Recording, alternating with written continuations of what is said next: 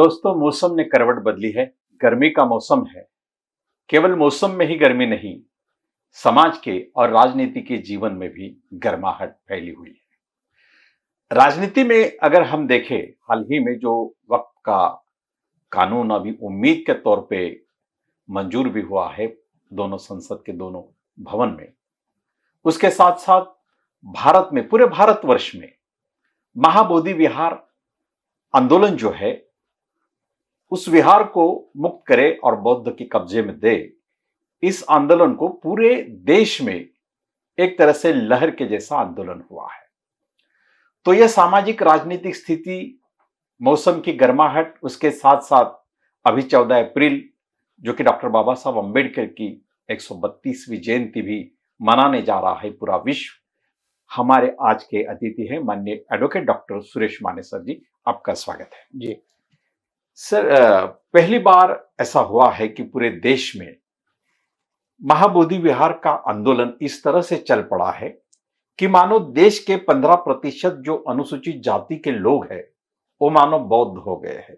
इस तरह से इस आंदोलन का प्रभाव दिखाई पड़ रहा है। क्या यह वास्तव में एक उत्स्फूर्त आंदोलन है या इसमें कुछ शक्तियां है कि जो इस आंदोलन को बढ़ावा दे रही, या इसको उत्स्फूर्त माना जाएगा? एक तो महाबोधि विहार जो एक भारत देश की ऐतिहासिक धरोहर है, जहाँ भगवान बुद्ध को एनलाइटनमेंट हुई थी, ज्ञान प्राप्ति हुई थी, और वो जगह अब वर्ल्ड हेरिटेज एक जगह घोषित हो चुकी है 2000 में, और उसका दुनिया के बौद्धों के समाज के मन में, लोगों के मन में उसका एक बहुत बड़ा आदरणीय स्थान है, एक श्रद्धा का स्थान है। लेकिन बौद्ध गया का जब इतिहास हम देखते हैं तो बौद्ध कालखंड के बाद जो अशोका तक हम बड़े पैमाने पे मानते हैं, और सम्राट अशोक इन्होंने उसी जगह पे एक विहार बनवाया। लेकिन बौद्ध धर्म के पतन के बाद वो विहार अन्य लोगों के कब्जे में गया, ये भी हकीकत है। और उसके बाद जब अनागारिक धम्मपाल या श्रीलंका के एक बहुत बड़े बौद्ध भिक्खु थे, इन्होंने महाबोधि सोसाइटी की स्थापना की। उसका हेडक्वार्टर पहले कोलंबो में था, बाद में उसको कोलकाता में ट्रांसफर करवाया गया। तो अनागारिक धम्मपाल की जिंदगी में उनका सबसे बड़ा आंदोलन रहा बौद्ध गया मुक्ति आंदोलन। वो बौद्ध गया मुक्ति आंदोलन उस समय करने के कारण अनागारिक धम्मपाल के ऊपर कई हमले भी हुए थे, मारपीट हुई थी, कानूनी लड़ाई लड़ी थी। लेकिन फिर भी वो पंडों के कब्जे से ये बौद्ध विहार आजाद नहीं हुआ था। ब्रिटिश कालीन समय की घटना ही है। तो उस वक्त के कांग्रेस पार्टी को इसकी दखल भी लेनी पड़ी थी, और परिणाम ये हुआ कि आज़ादी के पहले कांग्रेस पार्टी ने एक फैसले के तहत डॉक्टर राजेंद्र प्रसाद इनकी अध्यक्षता में एक कमेटी बनाई, और उस कमेटी के रिकमेंडेशंस के आधार पर आज़ादी मिलने के बाद बिहार जो प्रोविंस था, जो विधानमंडल था, उसने एक 1949 में कानून बनाया। अब 1949 मतलब संविधान लागू होने के पहले, तो आज़ादी के बाद और संविधान लागू होने के पहले। और उस कानून के तहत हिंदू तथा बौद्ध इन दोनों का वहाँ पूजा अर्चा करने का अधिकार, उपासना करने का अधिकार मान्य किया। और जो बोध गया टेम्पल एक्ट बनाया गया, मैनेजमेंट एक्ट, उसमें 4 ट्रस्टी हिंदू के, 4 ट्रस्टी बौद्धों के। उसमें बड़े राहुल संस्कृत्यायन भी रहे हैं, एक बड़े इतिहासकार जायसवाल वो भी रहे हैं। और लेकिन जो 9वां जो मेंबर है वो हमेशा वहाँ का डिस्ट्रिक्ट मैजिस्ट्रेट है, और वो लगभग हमेशा हिंदू होता आ रहा है। तो उस तरह से वो मंदिर हिंदू के कब्जे में उसी जमाने से है। उसके बाद में ये बौद्ध गया मुक्ति आंदोलन ये बौद्धों के हाथ में सौंपना चाहिए। इसके लिए बनते सुरई ससाई जो जापानीज के हैं लेकिन भारत के, और उन्होंने 2002 में एक बड़ा आंदोलन शुरू किया था, बाद में 2013 में हुआ था। 2013 में लगभग लाखों लोगों ने इवन धरना प्रदर्शन में हिस्सा लिया था। इसके बावजूद भारत सरकार ने कोई गति नहीं, और इसलिए अभी जो माहौल उठ के खड़ा हुआ है वो उसका कारण ये है कि देश भर जब हिंदुओं की मंदिरों की राजनीति शुरू है, देश भर हिंदुओं का संस्कृति के नाम पर खुदाई करके हर जगह मंदिर ढूंढने का काम है। तो एक तो अयोध्या या साकेत चली गई, फिर कई सारे बड़े मंदिर चले गए। तो वर्तमान की जो बौद्ध पीढ़ी है, खास करके जो अंबेडकर से प्रभावित हो चुकी है, बाबा साहब के बुद्धिज्म से प्रभावित हो चुकी है, अब वो ऐसी हिस्टोरिकल गलतियां है वो अभी बर्दाश्त करने के मूड में नहीं है। और इसीलिए जो हाल में बौद्ध गया मुक्ति आंदोलन जो शुरू हुआ है, वो महाराष्ट्र से कई लोग बड़े पैमाने पे गए हैं। इसलिए उसको हम ये नहीं कह सकते कि उसके पीछे कोई ताकत है या कोई शक्ति है, क्योंकि हाल ही में जो एक बड़ा सारे देश के बौद्ध भिक्खु इकट्ठा होने का एक प्रोग्राम रहता है, लगभग उसी समय के बाद मैं भी बौद्ध गया जाके आया हूँ। तो वहां ये काफी बड़े पैमाने पे मांग उठ रही है। और आज जो आंदोलन चल रहा है, हालांकि मीडिया ने उसको दरकिनार किया है, लेकिन देश विदेश के भी बौद्ध जो है वो इस आंदोलन में शामिल हो रहे हैं।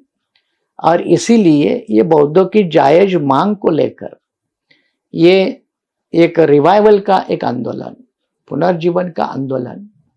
और जब ब्राह्मणवादी ताकते, हिंदू ताकते सारे जो धर्म के स्थल है वो अपने कब्जे में लेने पे तुली है, तो स्वाभाविक उसके रिएक्शन के रूप में इस आंदोलन को हमें देखना चाहिए। महाबोधि विहार का जो व्यवस्थापन है या जो भी मैनेजमेंट है, उसमें कलेक्टर को अगर पकड़ ले तो लगभग 5 लोग हिंदू है।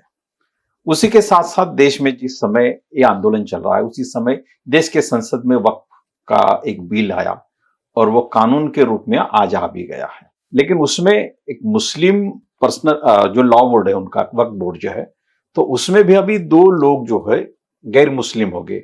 तो इसका मतलब गैर मुस्लिम होना मतलब हिंदू होना ही है। तो क्या इसमें 5, इसमें 2, और जो ऑर्गेनाइजर में लेख उन्होंने लिखा कि क्रिश्चियनों की भी यहाँ पर जो धन दौलत है, चर्च की जमीन है, उसका भी एक इशू उठाने जा रहे, क्या उसके भी मैनेजमेंट में कम से कम एक हिंदू लाया जाए, इस तरह की एक रणनीति बनाई जा रही है। असली समस्या की जड़ है।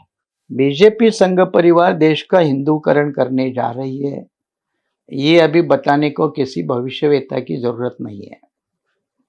चाहे मामला संविधान का हो, लोकतंत्र का हो, या फिर पूरे देश में फैले हुए धार्मिक स्थलों का हो। इसी कड़ी में जिसका आपने जिक्र किया कि ये जो वक्फ बिल लाया गया, ये 2024 सुधार के नाम पर, उन्होंने कहा कि इसमें तो हम ट्रांसपेरेंसी लाना चाहते हैं, अकाउंटेबिलिटी लाना चाहते हैं, बेटर मैनेजमेंट लाना चाहते हैं, बेटर एफिशिएंसी लाना चाहते हैं।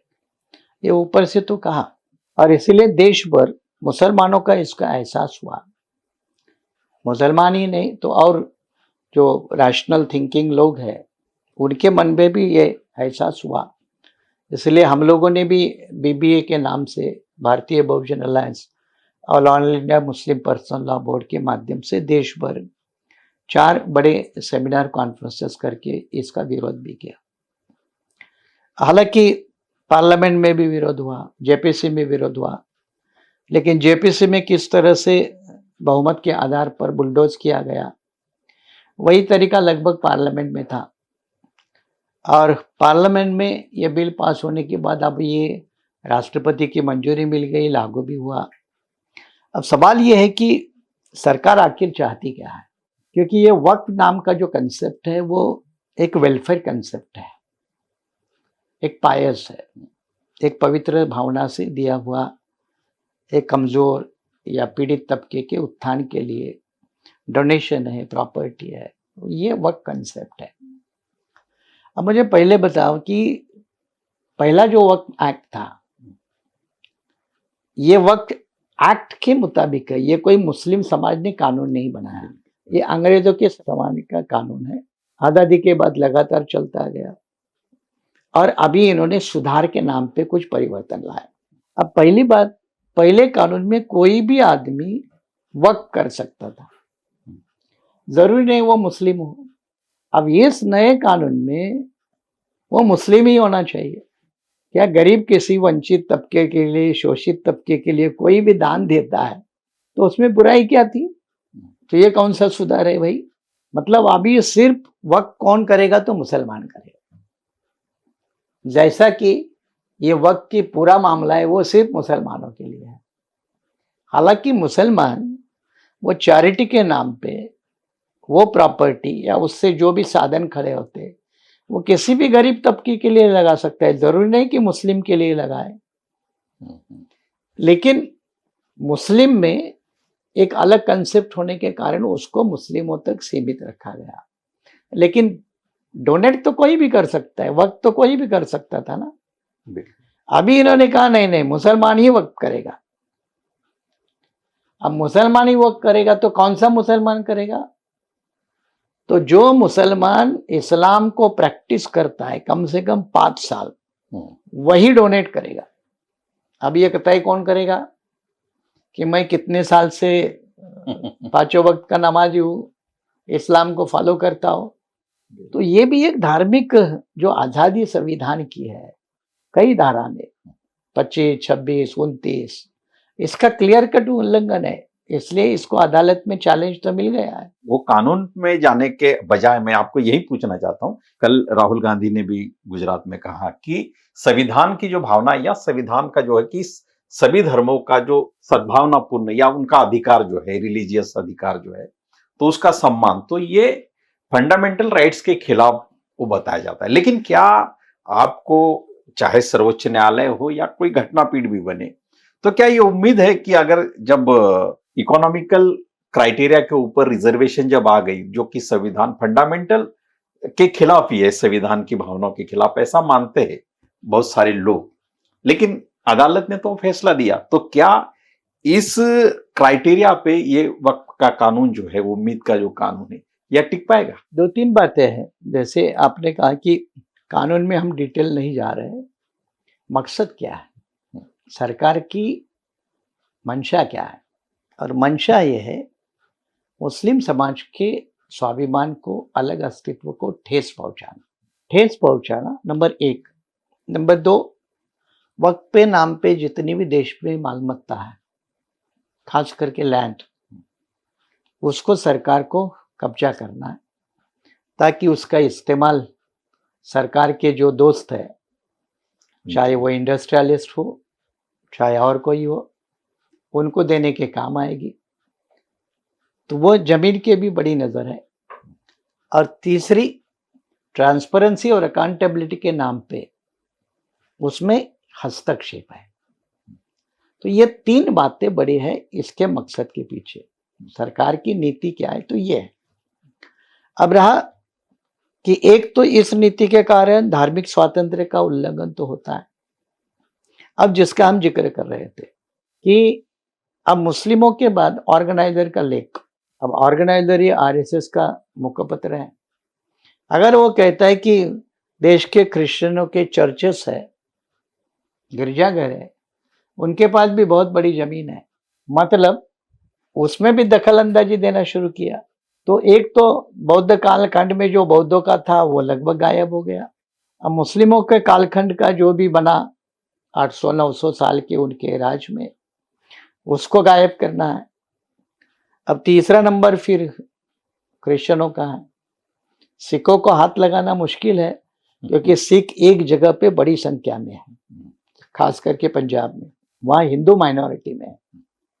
तो इसलिए शायद उन्होंने क्रिश्चियनों को चुना, क्योंकि क्रिश्चियन देश भर में फैले हैं और माइनॉरिटी में, उनके ना वोट बैंक है ना मैन पावर है।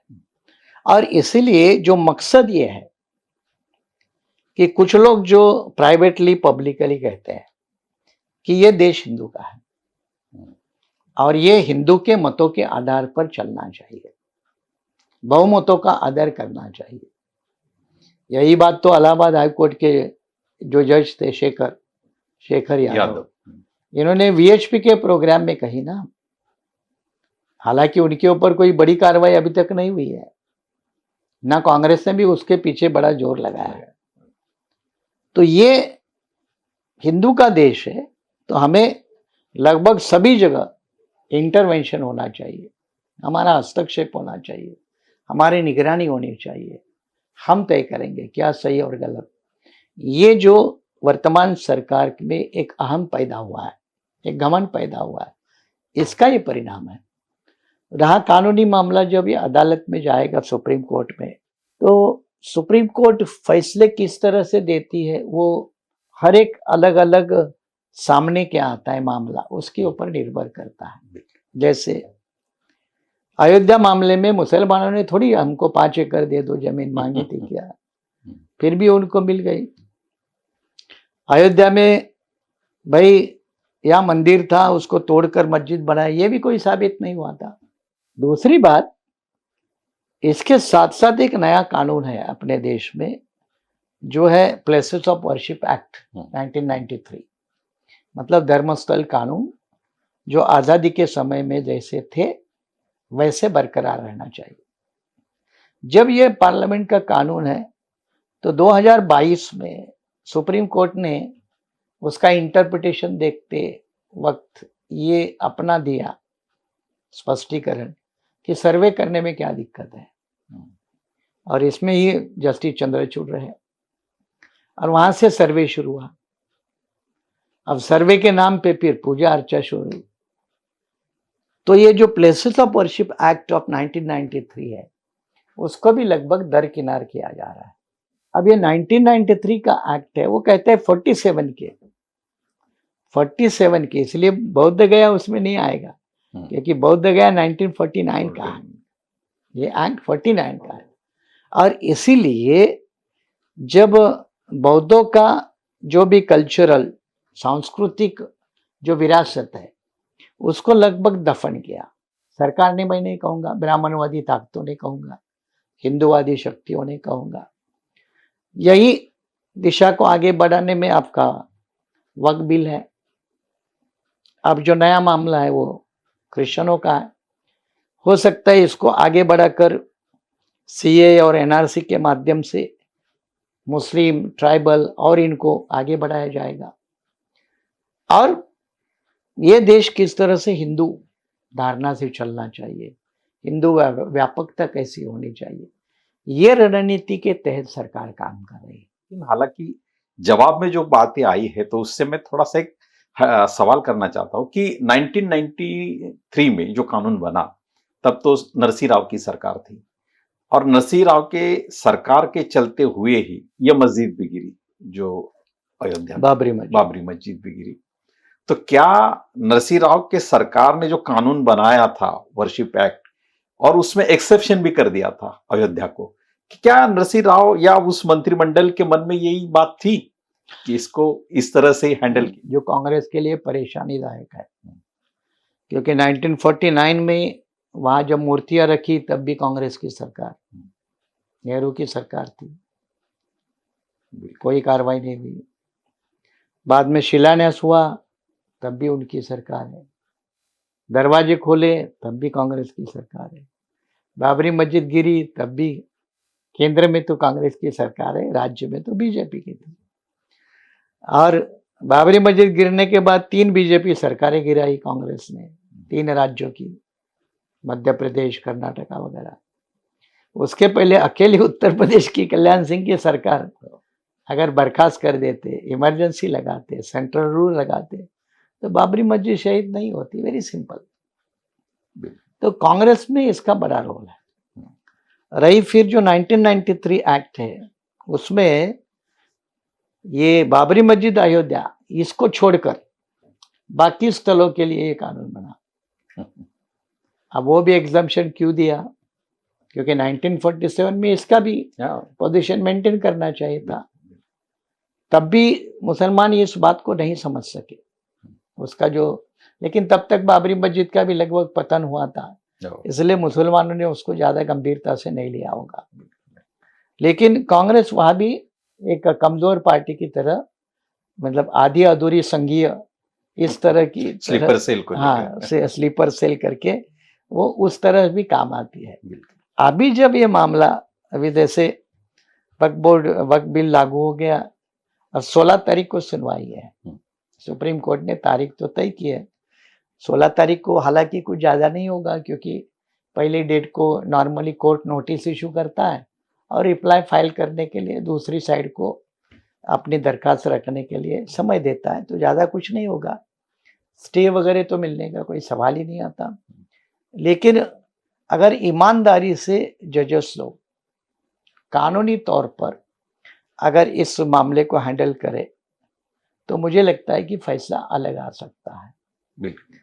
लेकिन क्या हम ये जुडिशरी से उम्मीद कर सकते हैं, ये भी एक बड़ा सवाल है। जिस तरह से फैसले घटनापीठ या सर्वोच्च न्यायपालिका देती है, तो बहुत सारे, जैसे आप अभी घटना तज्ञ हो कि यह मंजूर नहीं या उससे असहमति भी होती है, तो क्या देश को कॉन्स्टिट्यूशनल इंटरप्रिटेशन करने वाला एक स्वतंत्र कमीशन नियुक्त करना चाहिए? बहुत बड़ा सवाल है और इसको लेकर कुछ समय पहले एक पहल भी हो चुकी है, जुडिशरी के माध्यम से हुई है। ये लॉ के जो दिग्गज लोग हैं, स्टॉलवर्ट है, उन्होंने भी कहा था, सजेस्ट किया था कि अपना जो सुप्रीम कोर्ट है वो सारे मामले सुनता है, क्रिमिनल, सिविल, कॉन्स्टिट्यूशनल, बाकी भी टैक्स वगैरह सब कुछ, क्योंकि ये देश का सर्वोच्च अपीलेट कोर्ट है। तो ये कई साल पहले सुझाव आया था कि सिर्फ संविधान को इंटरप्रेट करने के लिए हमने सुप्रीम कोर्ट को दो हिस्सों में बांटना चाहिए, एक कॉन्स्टिट्यूशनल कोर्ट और एक अपीलेट कोर्ट। अपीलेट मतलब सिविल, क्रिमिनल, बाकी सारे अपील जो है हाई कोर्ट से वो वहां जाए, चाहे ट्राइब्यूनल वो वगैरह। और कॉन्स्टिट्यूशनल मामले हैं वो सिर्फ एक बेंच के सामने निकल जाए। लेकिन इसका अभी तक कोई लॉ मिनिस्ट्री के लेवल पे, लॉ कमीशन के माध्यम से ना उसका गहरा अध्ययन हुआ है, ना उसके ऊपर कोई कार्रवाई करने के लिए किसी पार्टी ने संसद में जोर दिया है, और इसी का चलते ये कोई मुद्दा आगे नहीं बढ़ पाया। संयुक्त जयंती महोत्सव का माहौल है और आज ही के दिन महाराष्ट्र में अगर हम देखें तो मराठा ओबीसी का एक रिजर्वेशन पॉलिसी को लेकर संघर्ष भी चल रहा है।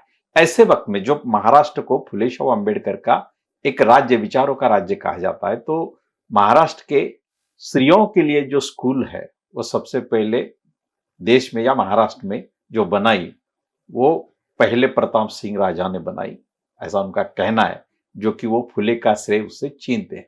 तो क्या इसमें सच्चाई है? आपको क्या लगता है? पहली बात यह है कि 11 अप्रैल महात्मा फुले जयंती, 14 अप्रैल बाबा साहब, अब ये दोनों का योगदान सारा देश जानता है। कोई भी छीनने की कोशिश करे तो भी कोई फर्क नहीं पड़ता है। ये दोनों महापुरुषों को एक सामाजिक परिवर्तन के आंदोलन में जो योगदान है, या उनका जो ब्राह्मणवाद के खिलाफ संघर्ष है, इसलिए ब्राह्मणवादी ताकतें हमेशा उसका विरोध करती है। फुले का भी महाराष्ट्र में कोई पिक्चर आ रहा है, उसके खिलाफ नारे लग रहे हैं, कुछ ब्राह्मण समुदाय के लोग धरना प्रदर्शन कर रहे हैं, कोई फिल्मी कलाकार वगैरह कह रहे हैं कि तिलक चिपलूनकर युग को कोई याद नहीं करता, फुले अम्बेडकर को याद करता है। तो जो रिलेवेंट है उसको ही याद किया जाएगा, जो इरिलेवेंट है उसको कोई याद नहीं करेगा। काल बाह्य व्यक्ति या चीज ये एक कोने में ही बाजू होती है, उसको कोई सेंट्रल लेवल पे या इम्पोर्टेंट लेवल पे कोई देखता नहीं। और उसी के चलते जो आपने इनका जो एक एमपी का जिक्र किया, क्योंकि उनकी भी पढ़ाई लिखाई सभी लोगों को मालूम है कितने पढ़े लिखे हैं, संशोधन है, लेकिन हालांकि अपने वो राजेशाही पीरियड को क्रेडिट लेना चाहते हैं तो एक अच्छी बात है, और शुरू किया है तो वो भी कोई बुरी बात नहीं, अच्छी बात है। लेकिन महात्मा फुले की मूवमेंट थी, प्रताप राजा की कोई मूवमेंट नहीं थी ना। जो भोसले क्लेम कर रहे हैं वो खोला होगा, लेकिन उसकी कोई मूवमेंट नहीं बनी। शूद्र अतिशूद्रों के लिए शिक्षा ये एक मूवमेंट बनाने का काम महात्मा फुले का है ना, बिल्कुल। उनके मिसेस सावित्रीबाई फुले का है। इसलिए उनका योगदान एक सैद्धांतिक लेवल पर और मूवमेंट के तौर पर बहुत बड़ा है। और किसी एक छोटा स्कूल किसी ने बनाया होगा, उसका उसके साथ मैचिंग करना, ये कोई समझदारी का परिचय नहीं है, ये ना समझदारी का परिचय है। और इसलिए जैसे जैसे फुले, अंबेडकर, शाहू जैसे आगे बढ़ते हैं महाराष्ट्र में, हालांकि उनके नाम पे कोई यहाँ पावर पॉलिटिक्स नहीं है, एक उनके विचारों का प्रेशर है, एक विचारों का एक दबाव है। विचारों की कोई राजनीति नहीं है, लेकिन विचारों का प्रभाव है, दबाव है, जिसको दूर करना बहुत से लोगों के लिए मुश्किल होता है। इसी हालत में एक तो इसको एब्जॉर्ब करना, एकोमोडेट करना, या उसको गलत साबित करना, यही दो तंत्र हमने देखे। और इसलिए 20 साल पहले भी किसी ने फुले के ऊपर कीचड़ उछाला था, बाबा साहब के ऊपर तो उछालने वाली कोई कम नहीं है। और ये वास्तविकता होने के कारण आज महाराष्ट्र में जब मराठा और ओबीसी ये पोलराइज हो चुके हैं, तो ऐसे वक्त में ऐसे बेजवाबदार बयान जो जिसने भी किसी ने दी है, वो महाराष्ट्र में ये ओबीसी वर्सेस मराठा इस दरी को और बढ़ाने में काम कर सकते हैं। क्योंकि महाराष्ट्र में लगभग फुले के रास्ते पर नहीं चलने वाला, लेकिन फुले को मानने वाला तो एक ओबीसी तबका है। भले वो फॉलो नहीं करता होगा फुले को, क्योंकि वो भी हिंदू और ब्राह्मणिज्म के कब्जे में पूरा फंस चुका है, लेकिन फुले को मानता तो है, ठीक है, एक्सेप्ट तो नहीं करता।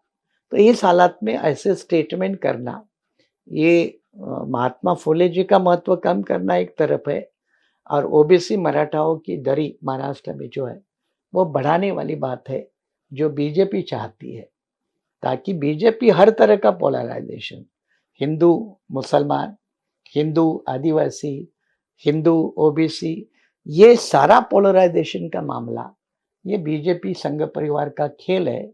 और इस खेल का फायदा उठाकर बीजेपी अपना एजेंडे को आगे बढ़ा रही है। जैसे आपने कहा कि कोई फिल्म कलाकार ये कह रहा है कि तिलक चिपलूणकर के युग को हम नहीं पहचानते हैं, दूसरी ओर की अभी महात्मा फुले जी की ये 198वीं जयंती है, 2 साल में उनका 200 साल हो जाएंगे। और ऐसे में महाराष्ट्र गवर्नमेंट की ओर से केंद्र को एक प्रस्ताव भी गया है कि महात्मा फुले को भारत रत्न दे दिया जाए। तो हो सकता है ये गवर्नमेंट मान भी ले। तो अगर फुले का जो विचार है, या जो राजनीति में भले ही दबाव, विचारों का दबाव हो, लेकिन भाजपा भी उनको हटके या उनको पूरा निगलेक्ट करके राजनीति नहीं कर सकते, ऐसा माहौल हो गया। उनके विचारों का दबाव इतना है कि उसको नकार नहीं सकते। जब नकार नहीं सकते तो उसको डाइल्यूट कर सकते हैं, या उसको अप्रोप्रिएट कर सकते हैं, शामिल कर सकते हैं। तो महात्मा फुले और सावित्रीबाई फुले, इनको भारत रत्न देना, ये महाराष्ट्र की सरकार रिजोल्यूशन पास करके भेजती है, तो उसके पीछे की राजनीति समझना चाहिए। उसके पीछे की राजनीति, असली मंशा महात्मा फुले का सम्मान नहीं करना है, महात्मा फुले के नाम पर ओबीसी वोटों की राजनीति करनी है, ये बीजेपी का असली निशान। डॉक्टर बाबा साहब अम्बेडकर की 134वीं जयंती आ रही है, और ऐसे मौके पे आपका dynamic and relevance of Ambedkarism एक ग्रंथ भी आ रहा है, ये किताब भी आ रही है, तो क्या सोच है आपकी अभी इस संदर्भ में? मेरी जो किताब आ रही है वो अंग्रेजी में है, ताकि अंग्रेजी होने के बाद वो महाराष्ट्र के बाहर भी चली जाती है। वही जो हम जो चर्चा कर रहे थे कि जैसे जैसे समय आगे चल रहा है, फुले, अंबेडकर, शाहू, ये जो भी हमारे सामाजिक परिवर्तन के योद्धा हैं, उनको मानने वाला तबका देश भर बढ़ता जा रहा है। अब उसको रोकने के लिए बीजेपी, संघ परिवार, कांग्रेस, ये सभी, सीपीआई, सीपीएम, सभी ये भी आते हैं उसमें, ये रोकने की कोशिश करते हैं, लेकिन ये रुक नहीं रहे। अब जब रुक नहीं रहते तो क्या करें? तो फिर बाबा साहब ने आरएसएस शाखा को विजिट की थी और सराहना की थी इस तरह के दावे जिसमें कोई तथ्य नहीं है। वैसे दावे गांधी जी को भी लेकर किए हैं कि गांधी जी भी गए थे शाखा में। तो इस तरह के दावे करते हैं। उसी तरह मैंने अब एक लेटेस्ट किताब पढ़ी है, एक संघ परिवार के दत्तोपंत ठेंगड़ी है, उन्होंने लिखा है कि हमने तो बाबा साहब का 1954 बाई इलेक्शन में भंडारा में प्रचार किया था आरएसएस वालों ने। अब ये कुछ भी लिखते हैं। अब उसी तरह से अभी भी बाबा साहब को लेकर कई सारी बातें कह रहे हैं, और उसमें अपने भी बाबा साहब के मानने वाले भी रामदास जैसे लोग हैं, ये भी उसमें घंटा बजाने में लगे हैं।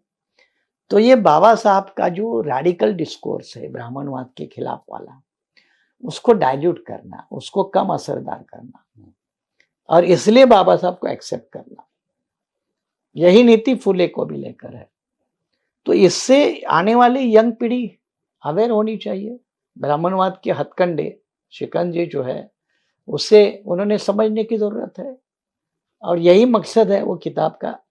जैसे आजकल ये भी कहते हैं कि भाई बाबा साहब संविधान सभा में कांग्रेस के कारण पहुंचे। मैंने सीधे 3 सवाल उठाए। मैं इस बात को गहरे अध्ययन के बाद, मेरी किताब है the man who codified Indian independence, ये 400 पेज की बड़ी अंग्रेजी वाली है। तो मैंने उसका तथ्य सारे जांच पड़ताल करके स्टडी करने के बाद क्या है कि भाई कांग्रेस ने लिया होगा, लिया है, ये हम भी मानते हैं, लेकिन हमारा सवाल है कि क्यों लिया। कांग्रेस ने लिया, लॉ मिनिस्टर कांग्रेस में बनाया, हम मानते हैं ना, हम किधर ना बोलते हैं। हमारा सवाल है क्यों बनाया, और जब क्यों बनाया ये सवाल है, उसके पीछे ये है कि संविधान सभा के लिए चुनाव 46 में होते हैं। तब कांग्रेस कहती है, पटेल कहते हैं कि हम संविधान सभा में अम्बेडकर को आने नहीं देंगे, और 1 साल के बाद संविधान सभा में आप खुद लेते। कारण क्या है, वजह क्या है? वो वजह देश को जानना चाहिए ना, वो बतानी चाहिए कांग्रेस ने। ये बताओ ना कि क्यों लिया आपने। लिया ही नहीं तो फिर संविधान सभा के ड्राफ्टिंग कमेटी का चेयरमैन बनाया, संविधान सभा के कई सारे कमेटियों का अध्यक्ष बनाया, लगभग पूरी नैया उनके हाथों से पार करवाई, और चुनाव संविधान सभा का काम होता हुआ पहले ही चुनाव में बाबा साहब का बेड़ा गर्क किया। तो इसके पीछे आपकी रणनीति क्या थी? तो कांग्रेस ने अगर बाबा साहब को लॉ मिनिस्टर बनाया, संविधान सभा में लिया, तो क्यों लिया ये बताएं, कौन से शर्तों के आधार पर लिया, और अगर सचमुच में प्यार था, मोहब्बत थी, तो 51 के पहले चुनाव में बाबा साहब का पॉलिटिकल करियर कांग्रेस ने, कम्युनिस्टों ने मिलकर खत्म क्यों किया? ये जवाब देनी चाहिए इन्होंने। तो ये ऐसे जो मूलभूत, जिसके ऊपर काफी गहन रिसर्च होना जरूरी है, संशोधन होना जरूरी है, कई सुने के बातें के आधार पर नहीं। हाँ, सुनी सुनाई बातें कह के महापुरुषों का इतिहास नहीं रखा जाता। और इसीलिए आने वाले पीढ़ी को ये बेसिक चीजों से सावधान रहने की जरूरत है। ज्ञान देना तो आज वो कहीं भी लेंगे, लेकिन इशारे देना एक अलग काम है, और उसी दिशा में ये किताब है। बाबा साहब का जो डिस्कोर्स है वो आरएसएस के विचारों के खिलाफ तो है ही, लेकिन जब ऐसा वो कहते हैं कि बाबा साहब हमारे ऑफिस भी आए, हालांकि बाबा साहब आरएसएस को शुरू से जानते, लेकिन एक संदर्भ ऐसा आ रहा है कि आत्माराम गडकरी नाम का कोई एक शख्स जो इंडिपेंडेंट लेबर पार्टी से चुन कर आया था, तो उसको मिलने के लिए पुणे में जब बाबा साहब गए थे, तो वो हालांकि वो संघ के कार्यालय में बाबा साहब को ले गया, ऐसा संदर्भ दिया जा रहा है हाल ही में। तो क्या बाबा साहब को इंडिपेंडेंट लेबर पार्टी का कोई उम्मीदवार संघ से जुड़ा है, ये मालूम नहीं था? ये मालूम होने के बावजूद बाबा साहब ने उसको उम्मीदवारी दी होगी? अगर ये आप जो कह रहे वो अगर सच है, मैं तो सच नहीं मानता हूँ, मान लो कि सच है, तो ये बात है 1937 की, 37 में संघ परिवार क्या था? कुछ भी नहीं। नंबर 1। नंबर 2, संघ परिवार को समझने के लिए 2 फर्क समझना जरूरी है। हेडगेवार के समय का संघ परिवार और गोलवलकर के समय के, 39 के बाद ये गोलवलकर के पास आता है, और 39 के पहले ये हेडगेवार के पास, तो वो भी एक फर्क है बड़ा। दूसरी बात, संघ का उस वक्त कोई अस्तित्व ही बड़ा नहीं था 35 में, 37 में, और बाबा साहब तो जानते थे ये घटनाएं, तो जानते, जब इतना वो स्टडी करते सब दुनिया, तो उनको मालूम नहीं था ऐसा कैसा, लेकिन वो कोई असरदार, इफेक्टिव नहीं था, और इसलिए उसको ज्यादा कोई तवज्जो देने की जरूरत नहीं थी। रही जो आपने कैंडिडेट गडकर की बात की, उसके तो तथ्य में जाना होगा फिर कि वो कैसे कैंडिडेट बना। अब वैसे फिर आप अगर रस्सी ही पकड़नी है तो फिर सविताबाई अंबेडकर बाबा साहब की पत्नी कैसी बनी, वहां तक पहुंचता है फिर। तो इसलिए ऐसे तत्वों में ज्यादा जाना ठीक नहीं होता। ये आइडियोलॉजिकल जंग है, विचारों का द्वंद्व है, एक दो सांस्कृतिकरण का संघर्ष है। और आज बीजेपी सांस्कृतिकरण की राजनीति कर रही है, आरएसएस सांस्कृतिकरण की राजनीति कर रही है, और उस सांस्कृतिकरण के राजनीति को दलित, आदिवासी, ओबीसी और मुसलमान, ये जो भी माइनॉरिटी है, उनको समझने की जरूरत है। बाबा साहब की जयंती भी आ रही, देश में ऐसा हर पार्टी हो, संगठन हो कि संविधान को बचाना है, संविधान को बचाना है, इस तरह की एक रट लगाए हो। दूसरी ओर बीजेपी के सरकार में जो बने बनाए मंत्री है या मुख्यमंत्री, वो ये कहते रहते कि बाबा साहब का संविधान कोई बदलना, किसी का बाप नहीं बदल सकता। तो ये जो द्वंद्व चल रहा है, इसमें असलियत क्या आपको नजर आती है? दोनों अपनी वोटों की पॉलिटिक्स मजबूत करने जा रहे हैं। इसका मतलब संविधान को खतरा नहीं है, ऐसा है क्या? तो उसका उत्तर नहीं है। संविधान को खतरा है, फिर किससे है? ये भी सीधा होना चाहिए। और खतरा संघ परिवार बीजेपी की राजनीति से है। क्यों है? इसका भी जवाब सीधा है, क्योंकि संघ परिवार बीजेपी, उनके जो भी आदर्श है, उन्होंने कभी भी भारतीय संविधान को 100%, 100% नहीं माना, उसका आदर नहीं किया। उन्होंने उसके ऊपर समय समय पर कड़े प्रहार किए। इसलिए बीजेपी संघ परिवार जब तक सत्ता में है, वो संविधान के साथ कुछ भी खिलवाड़ कर सकते हैं। अब ये जो दूसरा दावा है, उनके ही मुख्यमंत्री कहते हैं बीजेपी के कि संविधान को कोई बदल नहीं सकता। बिना संविधान को बदले बहुत कुछ बदला जा सकता है। अब संविधान अपने जगह पे है, आर्टिकल 14 अपने जगह पे है, आर्टिकल 25 अपने जगह पे, 26 अपने जगह पे, 29 अपने जगह पे, फिर भी वक्त आया ना। आर्टिकल 370 अपने जगह पे है, फिर भी जम्मू कश्मीर बदला ना। रिजर्वेशन पॉलिसी के सारे प्रावधान अपने जगह पे है, संविधान में उसको किसी ने हिलाया नहीं। जुडिशरी ने अलग इंटरप्रिटेशन दिया, प्राइवेटाइजेशन ने रिजर्वेशन खत्म किया। ये power to the people, grass root की पॉलिटिक्स पावर, ये ग्राम स्वराज वगैरह जो है ना, लोकल बॉडी को पावर देनी चाहिए, लोकल बॉडी को पावर देनी चाहिए। पावर दिया हमने महाराष्ट्र में पिछले 5 साल से चुनाव नहीं।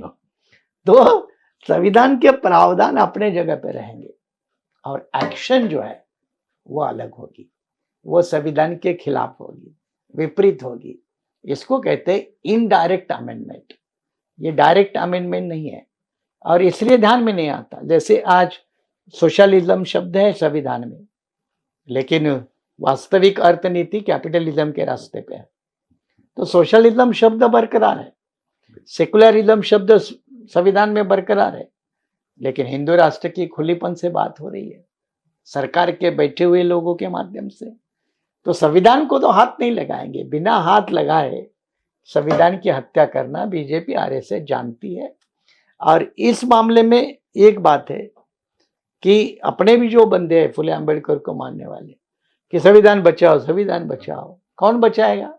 बचाएगा कौन? कांग्रेस नहीं बचा सकती, क्योंकि कांग्रेस के समय में भी ऐसे बहुत कारनामे हो चुके हैं। कांग्रेस भी अभी संविधान बचाने के जो मूड में है, नारे में है। राहुल गांधी, ये जो भी बहुजन संविधान की जो भाषा बोल रहे हैं, क्या इनका अगर वोट बेस आज तक बना रहता तो ये भाषा बोलते? ये मजबूरी है उनकी, ये भाषा बोलना, चाहे राहुल गांधी हो चाहे संविधान की भाषा हो, ये उनकी मजबूरी बन चुकी है। और यही उनका बीजेपी के खिलाफ में हथियार है। इसको छोड़कर बड़ा हथियार कौन सा है? इसको छोड़कर वो बड़ी राजनीति नहीं कर सकते। इसलिए उनको पसंद आए ना आए, संविधान बचाओ की राजनीति करनी होगी। अब देखो, संविधान लेके कांग्रेस वाले हर जगह घूमते हैं, बराबर। सुप्रीम कोर्ट ने फैसला दिया, सब क्लासिफिकेशन ऑफ शेड्यूल कास्ट 1 अगस्त 2024 लागू किया। कांग्रेस की सरकार है तेलंगाना में, तो वहां संविधान का अपमान नहीं है, यह संविधान ने बताया। संविधान ने तो ये तो नहीं बताया ना शेड्यूल कास्ट का बाइफर्केशन करो, उनके टुकड़े टुकड़े करो, आरक्षण के नाम पे टुकड़े टुकड़े करके उनको एक दूसरे पे खिलाफ लड़वाओ। ये कांग्रेस के सरकार में चल रहा है। तो कांग्रेस की मजबूरी ये है संविधान का मुद्दा लेना, क्योंकि उस मुद्दे के अलावा दूसरा कोई मुद्दा नहीं है। और कांग्रेस के सौभाग्य से ऐसे मुश्किल हालत में खरगे जैसा एक दलित प्रेसिडेंट है, तो संविधान का मुद्दा, दलित प्रेसिडेंट, यही वोट बैंक की गारंटी है। और ये इसलिए कांग्रेस कर रही है।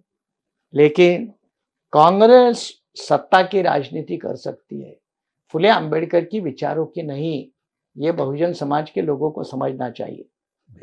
ये अपने में भी जो कांग्रेस में बैठे हुए लोग हैं, इनको भी ये समझना चाहिए, कांग्रेस पावर पॉलिटिक्स के लिए काम आएगी, कांग्रेस एंटी बीजेपी पॉलिटिक्स के लिए काम आएगी। लेकिन कांग्रेस इस देश में फुले शाह अंबेडकर विचार, इसका भारत पैदा हो, सांस्कृतिक विद्रोह पैदा हो, इसके लिए कांग्रेस नहीं काम आएगी। इसलिए कांग्रेस के कंधे पे बैठ के हम संविधान की हिफाजत करेंगे, ऐसा अगर कोई सोच रहा है तो वो आधा पागल है। वक्त का जो कानून मंजूर हुआ उसके बाद क्रिश्चियन के चर्चों को लेकर एक चर्चा भी चल रही है। ऐसा माना जा रहा है कि ऐसा एक दबे आवाज में एक चर्चा सुनाई देती है कि जैसे महाराष्ट्र में भी आपने जिक्र किया कि कोई भी लोकल बॉडी की इलेक्शन नहीं हुई है।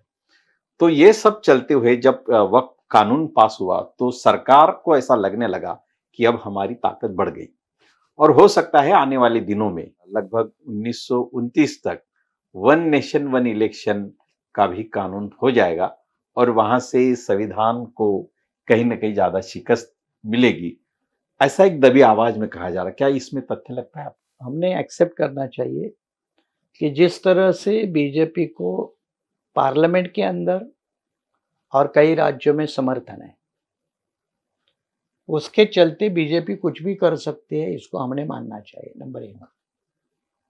नंबर 2, उन्होंने अपने एजेंडे क्लियर किए हैं, उसमें वन नेशन वन इलेक्शन है। अगर वो चाहे तो ला सकते हैं और कोई मुश्किल नहीं होगी, पास भी हो जाएगा। लेकिन उससे बहुत से बड़े खतरे पैदा होंगे।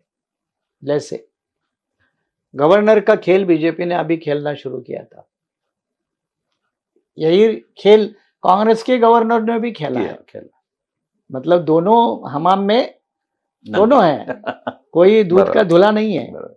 कांग्रेस के भी गवर्नर चापलूसी करते थे सेंटर की, बीजेपी की गवर्नर भी चापलूसी करते हैं। अब जब सीमा पार हो गई तो सुप्रीम कोर्ट को परसों 2 दिन पहले सुनाना पड़ा कि गवर्नर पैरेलल गवर्नमेंट नहीं चला सकता। हमें महाराष्ट्र में उसकी कीमत देनी पड़ी है।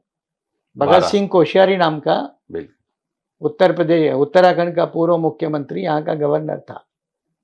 महाराष्ट्र में जो सरकार बदल हुए, राजनीतिक उठापटक, वो कोश्यारी के कारण, क्योंकि राजभवन एक पॉलिटिक्स का अड्डा बन गया था। अब जिस तरह से वन नेशन वन इलेक्शन को लेकर तो चुनाव आयोग यहाँ आता है, चुनाव आयोग भी लगभग कठपुतली जैसे काम करे और ये लगभग साबित हो चुका है। महाराष्ट्र में चुनाव के वक्त में वोटरों की जो बढ़ोतरी हुई, उसको लेकर एक बड़ा मामला अदालत के सामने है, पॉलिटिकल इश्यू भी है। वो किस तरह से हुए, चुनाव आयोग उसको ठीक तरह से जवाब नहीं दे पा रहा है। तो चुनाव आयोग जैसी संस्था भी अगर एक सब स्टैंडर्ड संस्था जैसी काम करती है तो घटनात्मक संस्थाओं को कमजोर करने का जो आरोप है वो सचमुच है। और इसी के चलते चुनाव आयोग भी कमजोर, और फिर देश में विपक्ष की ताकत जब दिन ब दिन या साल दर साल जब कम होने लगी है और बीजेपी को ऐसा लग रहा है कि हमारी ताकत, मतलब बीजेपी की ताकत देश भर में बड़े पैमाने पे बढ़ी है, तो चुनाव में हमारा कोई मुकाबला ही नहीं करना चाहिए। और चुनाव में अगर हमारा कोई मुकाबला नहीं करना चाहिए तो इसके लिए हमने विपक्ष और रीजनल पार्टियां, इनकी अगर कमर तोड़नी है, इनका अगर गला दबाना है, तो one nation one election formula काम आएगा। जैसे वेस्ट बंगाल में असेंबली होती है तो ममता बनर्जी है, लेकिन असेंबली और पार्लियामेंट साथ में होती है तो बीजेपी को लगता है कि हमें फायदा होगा।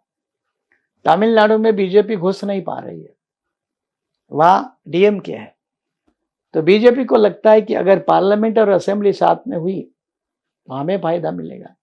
तो एक तरफ से रीजनल पॉलिटिकल पार्टियां खत्म होगी और कांग्रेस जो लगभग ढलान पे है वो भी इससे ज्यादा और कमजोर होके लगभग नामो निशान मिट जाएगा। इस तरह की बीजेपी की एक प्लानिंग है, लंबी प्लानिंग है, और ये लंबी प्लानिंग के तहत बीजेपी का मकसद ये है कि पावर पॉलिटिक्स में हमारा कोई मुकाबला ना करे और हम ही अकेले पावर पॉलिटिक्स में हावी रहे और हमारी ही सत्ता 2047 तक, क्योंकि ये अमृत काल है तो ये अमृत काल के सपने में बीजेपी लगी है और इसलिए उसके प्लान से।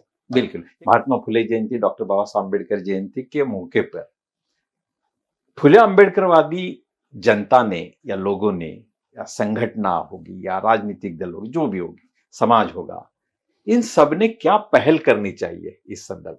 आपने जैसे कहा कि पहल क्या करनी चाहिए, अगर ये सारे मिलके जो भी मानने वाले हैं सिर्फ 10% वोटों की ताकत, अपनी इंडिपेंडेंट ताकत पैदा करें, जीतने के लिए 30, 35, 40 लगते हैं ना, कुछ लोगों को मुश्किल लगता है, ठीक है छोड़ देते हैं, अपनी इंडिपेंडेंट 10% भी वोट बैंक तैयार करें ना, तो वो 10% के आधार पर देश के बड़े बड़े पार्टियां इंक्लूडिंग बीजेपी, कांग्रेस, इनको अपने एजेंडे मनवा सकती है, अपने मुद्दे मनवा सकती है।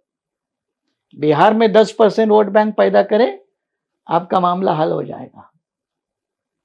देश लेवल पे पार्लियामेंट चुनाव में 10% वोट की ताकत पैदा करे, संविधान को कोई हाथ नहीं लगाएगा, आरक्षण को कोई हाथ नहीं लगाएगा, आपकी हिस्सेदारी अपने आप बढ़ जाएगी, क्योंकि आपकी अलग इंडिपेंडेंट 10-20% जो भी वोट पावर है, पॉलिटिकल पावर है, ये आपको बैलेंसिंग बनाती है भारतीय राजनीति में। और ये जब बैलेंसिंग होती है तो आप जिस तरह झुकोगे उसका पलटा होता है भारी, तो उसको आपकी बात माननी होगी। यही बाबा साहब की थियरी है कि अगर कैप्चर द पावर तो ठीक है, लेकिन कैप्चर नहीं पावर होती है, तब तक बैलेंसिंग तो पावर करो। तो ये बैलेंसिंग फैक्टर करने में फुले शाह अम्बेडकर के बंदे देश विदेश में, चलो विदेशों में राजनीति नहीं करनी है, लेकिन देश राज्यों में अगर एक जगह फिर मुस्लिम, दलित, पिछड़े, ओबीसी, आदिवासी, इनको लेकर करते हैं तो वो एक फॉर्मिडेबल सॉल्यूशन है। हम फॉर्मिडेबल सॉल्यूशन की तरफ जाना ही नहीं चाहते, हम सिर्फ जयंती मनाना चाहते, जयंती का उत्सव बनाना चाहते। जिस तरह बीजेपी ये आपके हिंदुओं के भावनाओं का व्यापार लगाकर कुंभ मेला का मार्केटिंग करके एक बाजार लगा सकती है, वैसे अंबेडकर के भी चेले कुछ बिगड़े हुए, कुछ स्वार्थी, कुछ चमचे लेवल के, वो भी उत्सव धमाल करने में, एंजॉय करने में बिलीव करते हैं, ना कि मकसद को। बिल्कुल। आज आपने सुना ही होगा कि कोई भी विषय को लेकर ये चर्चा नहीं थी, क्योंकि बहुत लंबे अरसे के बाद आज हम रूबरू हुए। तो वक्फ बोर्ड से लेकर संविधान तक और महात्मा फुले जयंती से लेकर डॉक्टर बाबा साहब अम्बेडकर जयंती, और इस सारे विषयों को किस तरह से हमें सुलझाना है और हमारी पावर की दिशा में कैसे जाना है, इसलिए आखिर में जो पहल एडवोकेट डॉक्टर सुरेश माने सर जी ने बताई कि हमारी कम से कम 10% शक्ति कम से कम वो दिखे, भौतिक रूप में दिखे, वो वोटों के जरिए दिखे, इलेक्शन में दिखे, कहीं भी दिखे, आंदोलन में दिखे, लेकिन वो दिखे। तो यही पहल के साथ एडवोकेट डॉक्टर सुरेश माने सर जी का पुनः एक बार आभार व्यक्त करता हूँ। जय भीम सर। चलो, आपका भी शुक्रिया, धन्यवाद।